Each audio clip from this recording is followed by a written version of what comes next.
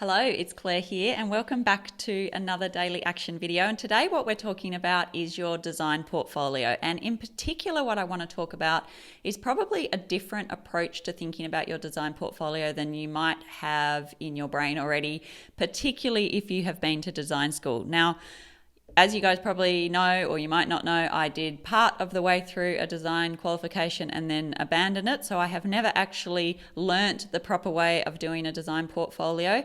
And the thing about the ones that I see come across my desk from people who send them to me because they want to apply for jobs here or whatever it might be, is that the design portfolios that people are taught to create and put together in design school tend to be okay for trying to get a job in terms of putting together previous work experience or projects that you've done before. But if you're working with clients, in my opinion, they are not particularly helpful documents. I don't think they're going to do you much good in terms of how you run your business and putting together a sort of professional package of information. So what I wanted to do today was break down a design portfolio that I think sells, that will help you get more clients, that will help you sell the work that you do with your clients.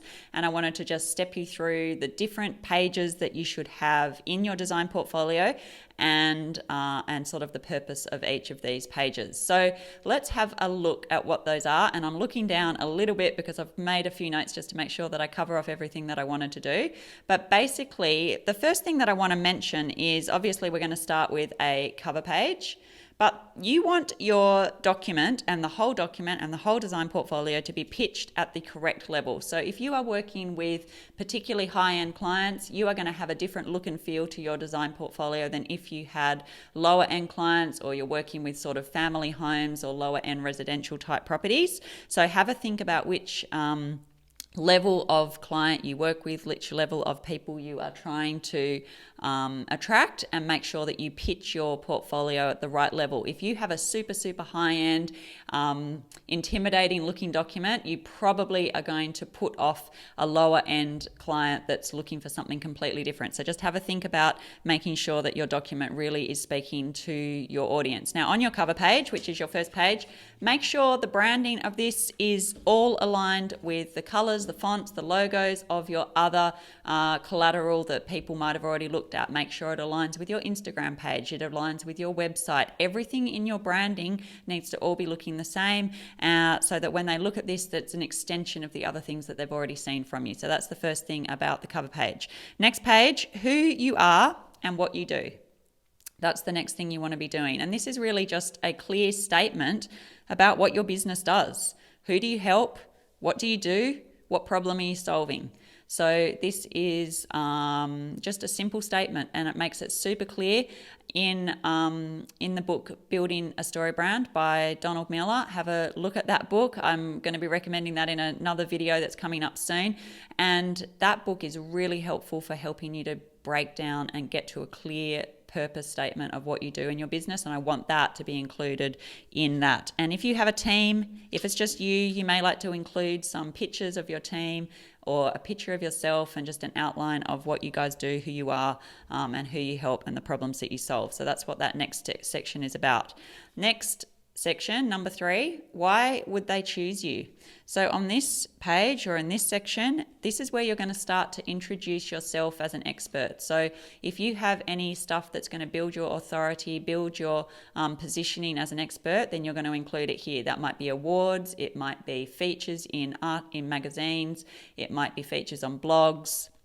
It could just be any kind of social proof that you have about why they would choose your practice over someone else's. So have a think about what you have. If you don't have any of that stuff yet, if you are just starting out, then just leave that for the minute. But that's a section that you want to add back in later once you start to get that. So as soon as you start to win awards, as soon as you start to get features in magazines or on blogs or whatever, then make sure you include the logos of those things, because that's really going to build up your expertise and position your authority really well. So that's the third thing.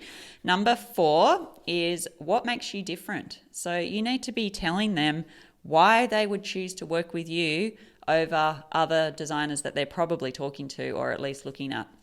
What makes you easier to work with, better to work with? You need to show them in this section why you understand their problems better than the other designers that they might be looking at understand their problems. So if you focus on building functional family homes or designing functional family homes, make sure you talk about your experience in doing that so that that's super clear. If you need to get to the heart of what the problems and challenges are that your niche market has, and you need in this section of what makes you different to be answering that question. Because if you can answer that question, they will be thinking, this person gets me, this is the person I need to work with. So that's what you need to include in that section. Your next section is previous work examples. So this is pictures of completed projects, it's pictures of before and afters, it's however you want to put this section together. And again, you want to be thinking about the level that you want to pitch this at.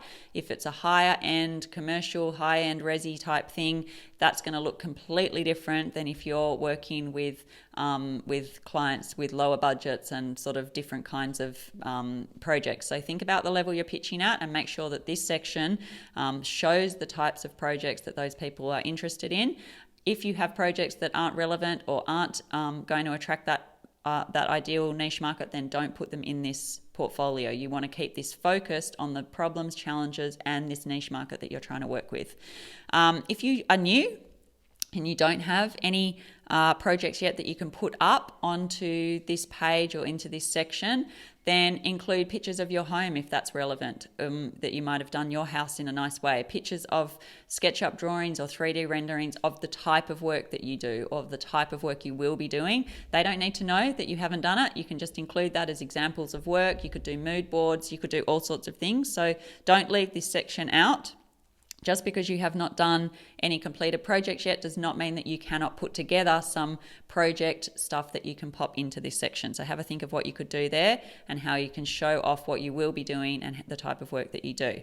Next section are your products and services. So the outline of your products and services if this is relevant. Now, I don't want you to put fees or anything in this section because you probably want to tailor that to each project. In fact, I definitely think you want to do that, and you do that in your fee proposal. So that's a completely different document. This document is just a selling document to something that you can either talk through with your clients when you go and have a face-to-face meeting with them. It's something that would stand alone as a PDF that you could email to them. So you don't want your prices in this because you don't want to be locked into anything that won't be necessarily what you want in terms of the project you might work with. But you do want to outline the type of work that you do, what you can help them with, the types of work that you've done in the past. So list that out, explain what that is, but just don't go into too much detail. So this needs to just sort of be brief. You might like to use dot points. It doesn't really matter, but you just want to explain the type of work that you do and how you work with clients.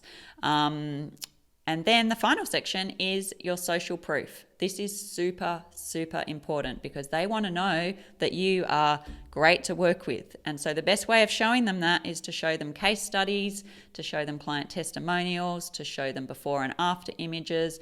If you are going to include client testimonials, try and include a picture of the completed project, try and include a picture of the client if they'd be agreeable to it. That will be much more believable than just including a quote or something that has come from a client.